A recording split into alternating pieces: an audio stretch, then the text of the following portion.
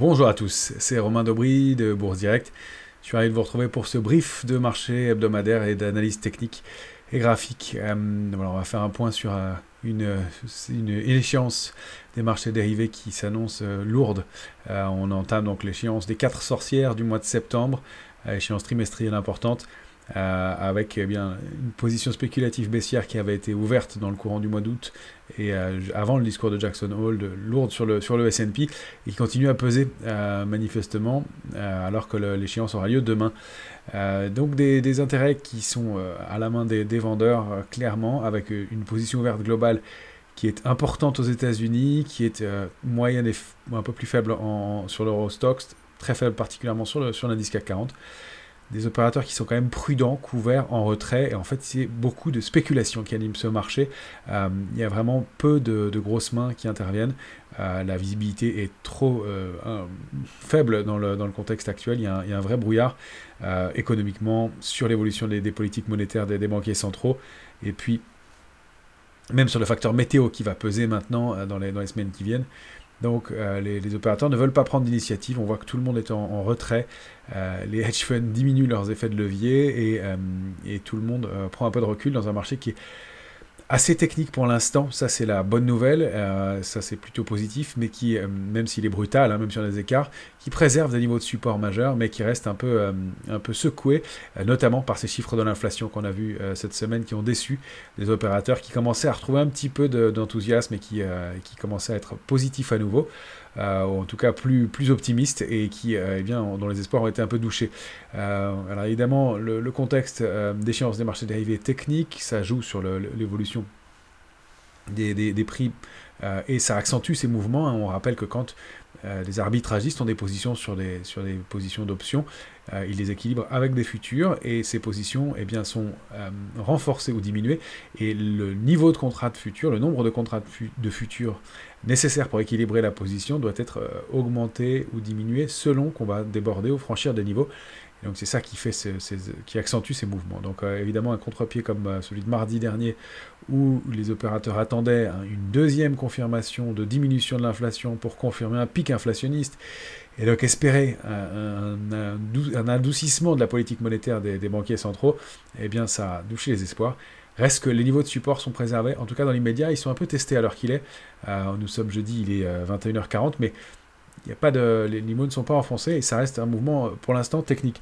Alors les grands enjeux des jours à venir, c'est évidemment le rendez-vous de la Fed mercredi prochain. La réunion se tiendra mardi et mercredi, mais c'est l'annonce à 20h sur les taux et la décision maintenant attendue majoritairement d'une hausse de 75 points de base des taux directeurs américains. Le consensus stable à 30% maintenant, même sur une hausse de 100 points de base carrément, compte tenu de ces chiffres inflationnistes. La majorité du consensus passe à 75 points de base. Donc ça va être le gros rendez-vous de la semaine prochaine. Probablement beaucoup de volatilité et peu d'initiatives fortes d'ici là. En tout cas, on voit de la prudence de la part des opérateurs à nouveau, et des indices qui sont un peu chahutés, mais qui restent toujours sur des niveaux techniques importants. On surveillera aussi les chiffres de l'emploi dans les semaines qui viennent. Ça va être ça le critère macroéconomique important, pour voir si cette tendance se maintient ou pas, et si l'économie est forte. Alors, si on regarde du côté des éléments positifs, il y a du cash et un pessimisme qui est important. Ça, c'est en général favorable au marché. Il n'empêche que dans ce contexte de manque de visibilité, ça n'est pas facile, et on voit le ratio de couverture qui indique que les opérateurs sont couverts. Alors à Paris, avec une position ouverte vraiment relativement faible, de la moitié de ce qu'on connaît habituellement, et même sur le mois d'octobre, c'est encore moins de la moitié, c'est le tiers de ce qu'on avait habituellement. Sur l'Eurostoxx, ça reste quand même significatif, et des opérateurs qui sont couverts raisonnablement, mais avec une position et un nombre et une intervention et une exposition à marché qui est très très faible. On a un record de décollecte sur les indices européens, et un sous-investissement en Europe qui est historique, qui n'a pas eu lieu depuis des dizaines d'années. Et donc ça, c'est un signe aussi de grande défiance sur l'Europe. Peut-être, est-ce que c'est un excès? Peut-être que ça offrira des points d'entrée. Graphiquement, on avait parlé de quelques valeurs qui étaient en train eh bien, former des structures de retournement. Évidemment, la douche de mardi a invalidé un peu ces structures. C'est pour ça que je ne reviendrai pas beaucoup sur les valeurs cette fois-ci, à part quelques-unes que je peux citer, mais graphiquement, je les regarderai pas. On va se concentrer sur les indices et pour voir les enjeux de la semaine prochaine et les niveaux à préserver, à défendre, et pour se réintéresser dans ces cas-là aux valeurs. Ce qu'on peut dire aussi en termes d'intérêt de marché, c'est que il y a un marché très creux, des opérateurs donc absents, et ça crée des décalages, ça les accentue aussi. C'est un risque à prendre, et donc dans ce contexte-là, eh bien, on va jouer stratégiquement en élargissant un peu les bornes d'extension possibles et en restreignant notre trading range global. Même si le trading range globalement tient très bien pour l'instant encore, dans le contexte économique actuel et de manque de visibilité. Donc voilà pour les éléments d'introduction que je voulais vous proposer, et je vous propose de passer tout de suite au graphique.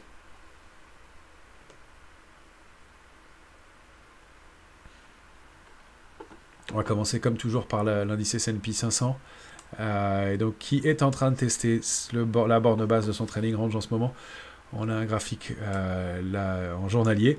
Vous voyez que on approche de la clôture, et le niveau de 3901, le bas du range, est testé avec le même niveau de mèche à peu près que celui de mardi dernier.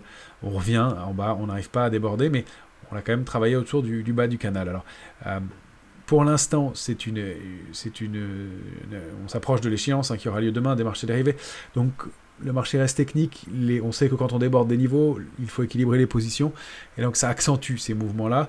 Le signal n'est pas génial, hein, pas du tout. On n'arrive pas à déborder 3961. Mais il va falloir une confirmation sur plusieurs jours. On rappelle que c'est cette zone-là, cette zone d'accumulation qui est en train d'être testée. On a rebondi dessus une fois, on y retourne. Il ne faudrait pas rester trop longtemps dans cette zone d'accumulation. L'alerte de long terme, elle est sous 3812, vraiment. Mais le fait de clôturer déjà la semaine sous cette oblique qui a été testée plusieurs fois, hein, on l'a vu ici, on l'a testé le 17 juin, on l'a testé le 14 juillet, on l'a testé à nouveau le 6 septembre, puis le 7, puis le 13, et là on s'installe en dessous pour cette clôture du jeudi soir à la veille de l'échéance des marchés dérivés. Il va falloir réagir et rebondir assez vite. Et ça n'est peut-être que technique, c'est quand même assez lourd. Pour l'instant, on n'a donc pas, même si on a mis un pied dans ce gap du 13 juin, baissier qui avait été comblé, hein, eh bien on n'a pas réussi à le combler. On ne retourne pas à l'intérieur, ce serait pas bon, et donc vraiment l'alerte elle se situe ici, dans ces bornes-là, 3810, 3838, qui sont les niveaux d'alerte de long terme au risque, et dans ce cas-là déclencher un mouvement baissier bien plus marqué, de l'ordre d'une quinzaine de pourcents.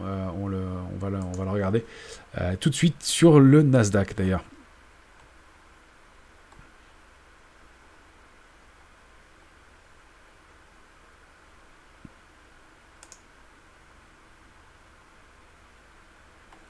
Alors, le Nasdaq qui est un peu la même configuration, Nasdaq 100 en journalier.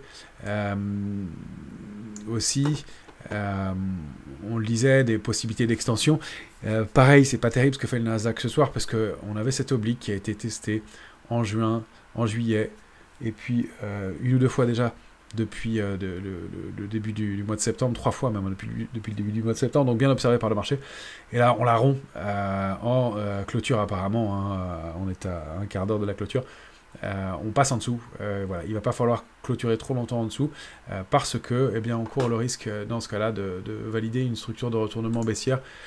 On a cette structure qu'on peut aller, qui est un peu tirée par les cheveux. J'aime pas trop pas trop son équilibre, parce que l'épaule de droite serait vraiment très haute, et on n'a pas cet axe de symétrie, hein. Alors voilà la figure, éventuellement en épaule ici, la tête là, et puis la deuxième épaule ici. Maintenant, le marché est tellement algorithmé en ce moment, il y a tellement d'excès d'un côté ou de l'autre, et le marché est tellement creux que le fait que l'indice ne respecte pas sa symétrie, qu'une figure soit un peu tordue, eh bien c'est possible aussi. Je le remarque de plus en plus ces derniers temps, avec des marchés qui sont en effet très soumis aux algorithmes, et donc à des excès. Le risque, eh bien, c'est que si on rompt ce niveau-là, et vous voyez qu'il est bien observé par le marché à la clôture, hein, cette oblique, eh bien, si on rompt ce niveau-là, c'est d'aller dupliquer la taille de la figure vers le bas, vous connaissez le principe, et d'accélérer à la baisse pour former une figure en épaule, tête, épaule, avec des cibles qui se trouveraient une quinzaine de pourcents plus bas ensuite, avec la réintégration du canal baissier de moyen terme qui a été dont on était sorti par le haut au mois de juillet, fin juillet. Voilà, et donc ça donnerait une accélération baissière complémentaire avec des cibles qui se situeraient aux alentours de 10 170 points. C'est pas le scénario qu'on privilégiait. L'arrivée sur cette échéance avec du volume, du poids, fait qu'on est obligé de l'envisager de plus en plus. Surtout que tous les actifs ont tendance à baisser ce soir. On va le voir aussi avec l'or. Mais voilà, ça fera une quinzaine de pourcents par rapport au cours actuel de clôture. Donc une figure qu'on est obligé de surveiller. Même si encore une fois, et on l'a constaté, la baisse et cette grande bougie baissière de mardi s'est faite avec des volumes qui sont moyens et à peine supérieurs au volume des jours précédents. Donc ça n'est pas une baisse qui s'est faite de baisse de panique ou de sell-off. Il n'y a pas eu de pression baissière très forte dans ce mouvement, mais un mouvement brutal de surprise et de déception par les opérateurs.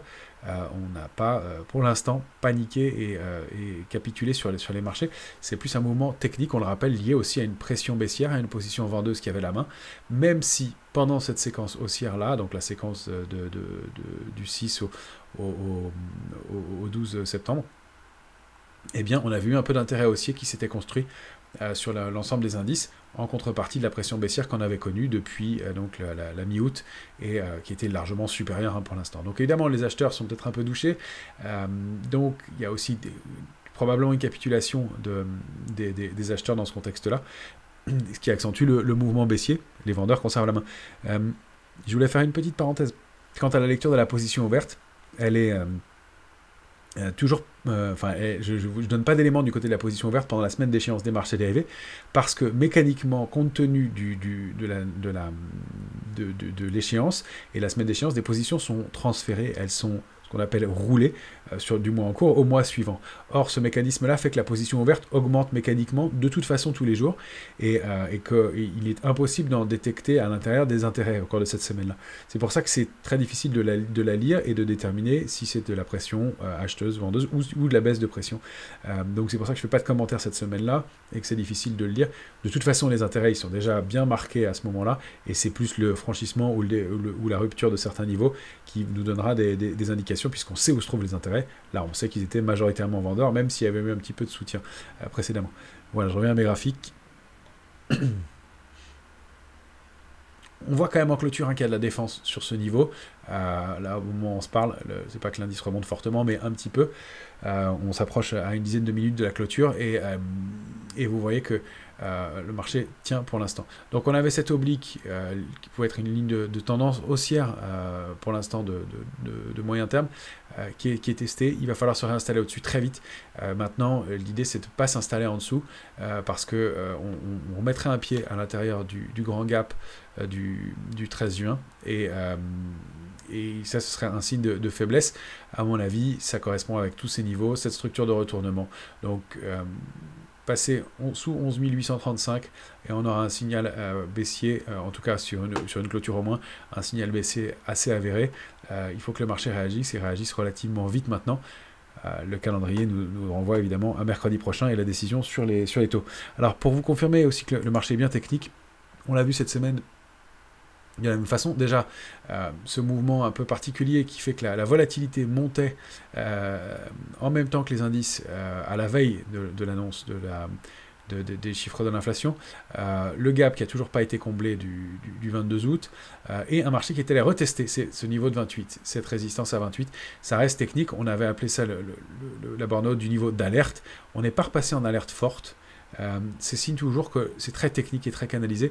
On a retouché cette borne vendredi dernier, la borne basse du canal, la ligne de tendance haussière qui était testée depuis maintenant plusieurs semaines, depuis novembre, depuis le point haut. Et donc on reste toujours dans cette configuration de marché qui n'arrive pas à reprendre son orientation haussière ferme, mais qui ne retourne pas en zone d'alerte forte, en zone de panique non plus. Alors, ça va être vraiment des critères à surveiller. D'un côté, pour la semaine prochaine, 22,70 sur le VIX, ou le débordement de 28 qui serait le signal d'alerte plus marqué. Alors, si on vient du côté de l'Europe, on va aller voir l'Eurostoxx. Là, on va voir très bien graphiquement sur le graphique hebdomadaire en un jour. C'est moins significatif, mais en hebdomadaire, on voit très bien la lutte entre les acheteurs et les vendeurs. Cette zone d'accumulation du mois de juin-juillet dont on a beaucoup parlé, qui a permis à l'indice de rebondir après 2 semaines d'accumulation et de rebond, avec ces grandes mèches qui témoignent de l'intérêt acheteur qui est venu soutenir le marché et lui a permis de rebondir jusqu'ici. Et là, en contrepartie, cette bougie hebdomadaire, pour l'instant, la semaine n'est pas clôturée, mais avec un biais et un retour de prise en main du marché par les vendeurs qui est assez net ici. Donc vous voyez ces forces opposées, ces 2 mèches en bas, opposé à la mèche du haut, il y a vraiment toujours des vendeurs qui ont la main, des acheteurs qui ont essayé de contrer, et bien les éléments se jouent dans ce petit trading range là, 3520.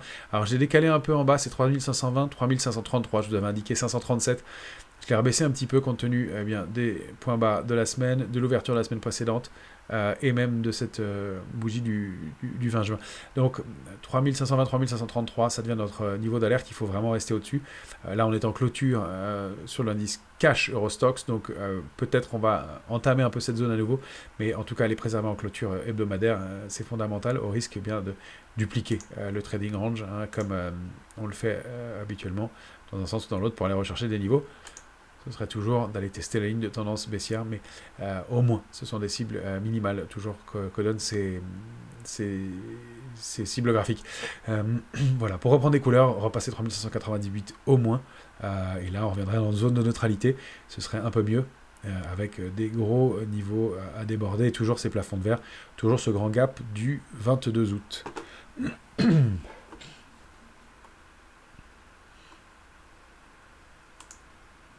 On va passer au futur CAC 40, graphique en 14 heures, comme toujours. Lui est hyper technique, toujours en ce moment. Vraiment intéressant à surveiller. J'ai changé un tout petit peu les niveaux techniques sur le futur. En prenant donc toujours 6036 comme alerte de moyen terme. J'ai remonté un peu l'alerte de court terme à 6142. C'était plus significatif depuis quelques heures de remonter à ce niveau-là. Le marché l'a bien travaillé. Et vous voyez que ce soir, en Globex, après clôture, on est allé tester cette ancienne ligne la borne haute du canal haussier, du canal baissier de moyen terme, au sein duquel l'indice avait évolué jusqu'en juillet dernier, de janvier à juillet. C'est toute cette séquence-là, toute cette séquence baissière en amont, dans lequel l'indice avait travaillé. Et on avait réussi à le déborder en juillet. On l'a retesté pendant quelques jours début septembre. Et là, on se réappuie dessus ce soir et on rebondit à nouveau. Donc vous voyez, on joue un peu à se faire peur pour l'instant dans un marché qui reste contrôlé, dans des niveaux techniques contrôlés. Alors c'est pour ça que j'ai réduit le trading range dans la zone 6142, 6383,5, parce que 383,5 a vu ce mouvement de sommet en pince. L'ouverture et la clôture et l'ouverture des 2 bougies sont sur le même niveau. C'est un niveau qui devient intéressant, qui en plus avait été un niveau de résistance antérieurement. Donc on peut réduire le trading range à cette zone-là, et puis en revanche, constater des extensions possibles en intraday, des tolérances intraday. J'ai préparé le graphique avant qu'on ait testé la zone, vous verrez mon point journalier écrit et la photographie du graphe était avant qu'on ait testé. Voilà, c'est pour cette idée stratégique de faire des extensions, c'est pour tenir compte du manque de densité dans le marché actuel et de la volatilité, de l'inertie qu'il peut y avoir sur certains niveaux. Donc on peut aller tester en intraday ces zones-là, il ne faut pas y clôturer ou pas y rester trop longtemps, au risque que le mouvement se dégrade. Mais donc on va réutiliser utiliser ces bornes. Donc ici, 3142, 6142, 6383,5, et puis des extensions possibles de court terme, au-delà de 6383 jusqu'à 6485, le pied du gap de rupture du 22 août de la même façon, et donc de considérer que on va avoir un marché sans tendance tant qu'on est entre ces deux bornes-là, avec une extension en intraday possible pour aller jusqu'à 6485 à la hausse. Et puis en bas, ce qu'on vient de faire ce soir, manifestement avant la clôture, et on va préserver ce niveau de 6142 avec des extensions qui peuvent aller jusqu'à 6036. Sous 6036, c'est pas bon, c'est le niveau vraiment qu'on a préservé, testé, même si on avait fait une incursion un peu plus marquée et une ouverture en dessous. C'est vraiment un niveau majeur, et si on le rompt, on a de très bonnes chances d'accélérer à nouveau de façon significative. Et on le rappelle avec un 5838 comme première cible au moins, et puis des extensions plus importantes. En gros, les mouvements sont de l'ordre d'une quinzaine de pourcents plus bas. Si on rompt les niveaux d'alerte de long terme sur les indices américains. Donc, des niveaux à prendre en compte et à surveiller. Alors, du côté des matières premières, on a l'indice CRB qui est à surveiller en ce moment. Lui, et comme tout, tous les indices un peu en ce moment, tous les actifs ont tendance à baisser ou stagner. Lui, pareil, invalidation pendant la semaine. Il tient toujours cette oblique-là. Il avait fait une incursion en dessous la semaine précédente. Il tient toujours cette oblique-là. On a donc un support important placé à 26-24. Et donc, possibilité de rebond pour aller rechercher au moins 27-57. C'est cette oblique qui est testée et travaillée depuis plusieurs jours, mais avec à nouveau cette baisse en fin de semaine. On va le voir de façon plus différente sur le Brent qui lui évolue au sein d'un triangle symétrique. Ça, c'est le graphique du Brent en hebdomadaire. Un triangle symétrique, on avait très bien respecté les bornes, on a fait une incursion en dessous la semaine dernière, on le réintègre, et là, en fin de semaine, de la même façon, on y retourne, on n'arrive pas à réintégrer ce 92-80, et à aller repacheter du côté de la borne haute, au moins de ce triangle symétrique. On arrive trop loin dans le triangle pour que la sortie soit puissante. Donc ça peut donner un mouvement un peu mou avec une évolution latérale. Donc on va commencer à travailler et à surveiller le Brent de façon latérale avec la borne basse, le support majeur 87,40, à vraiment ne pas rompre parce qu'il n'y a pas grand-chose avant 73-70. Des petits intermédiaires mais pas grand chose, et puis comme borne haute 102,40 avec des extensions possibles jusqu'à 107,10. Donc peut-être une situation de range qui est en train de se mettre en place si le triangle est trop enfoncé et réintégré, il n'aura plus de valeur, et donc on travaillera de façon en range sur cet actif là. Et puis reste la vision sur le dollar index qui, on l'avait vu, a donné un coup d'arrêt dans sa tendance haussière. Il est allé chercher sa cible 110,85, toujours au sein de son canal haussier. Un petit coup d'arrêt, ça a permis à l'euro de préserver pour l'instant le niveau de 0,9910, support majeur, et pour l'instant de stabiliser. On n'a pas de figure de retournement baissière sur l'euro-dollar, baissière sur le dollar index pour l'instant, et donc pas de figure de retournement haussière sur l'euro qui dans configuration quasi inverse est allé chercher la borne haute du canal baissier au sein duquel il évolue depuis maintenant le mois de février dernier. Donc graphique hebdomadaire toujours baissier dans un canal baissier, mais ce niveau de 0,9910 qu'on avait indiqué déjà depuis longtemps est préservé depuis 4 semaines, et en revanche l'euro n'arrive pas à aller déborder la borne haute du canal qu'il a testé plusieurs fois pour l'instant. Donc pas d'invalidation de la tendance, peut-être aussi une configuration en range, en tout cas dans l'immédiat, pas de changement de tendance. Et puis alors, l'or et l'argent. L'or qui donne un mauvais signal et qui rompt un niveau vraiment important, parce que c'est un niveau de support qu'il a préservé pour l'instant. Alors la semaine n'est pas terminée, c'est un graphique hebdomadaire sur l'once d'or qu'on a ici. Voilà. Et donc on est en train de rompre le niveau de 1688 $ l'once en clôture hebdomadaire. Ça n'est pas arrivé depuis le mois de juin 2020. Et encore, on avait juste ouvert sous ces niveaux-là. Mais en tout cas, des clôtures sous ces niveaux-là, vous voyez que ça date de avant la crise Covid. Donc c'est pas un signal excellent non plus. Tous les actifs baissent en même temps. C'est un peu particulier comme configuration. Ça devrait j'espère revenir à la normale sur certains dans les jours qui viennent, mais en tout cas, le risque c'est d'aller maintenant chercher 1589. Ça fait partie des allocations importantes d'ailleurs, l'or, et on va, en fonction de la clôture hebdomadaire, voir si on allège ou pas nos positions, mais l'alerte est significative. L'argent tient un peu mieux, même s'il a pas mal rebaissé aujourd'hui. Une invalidation, et on voit une mèche de cette bougie hebdomadaire qui est assez forte. On a rebondi plusieurs fois sur ce niveau de support important, 18,26. C'est 18,64, 18,26 la zone, qui est à mon avis une zone d'accumulation de long terme. Hein. Ce sont des niveaux importants sur l'once d'argent. Et un niveau qui doit être préservé au risque à nouveau d'invalider la tendance et donc de repasser dans un marché plus compliqué. Voilà les éléments graphiques que je voulais vous donner. Pardon, j'ai la crève, donc c'est pas très fluide et je cherche un peu mes mots. Mais voilà les éléments graphiques qu'on pouvait voir cette semaine. On va pour l'instant en rester au stade technique du marché, c'est-à-dire que c'est une semaine d'échéance. On a peut-être des excès qui sont liés à cette échéance technique et à l'absence d'opérateurs.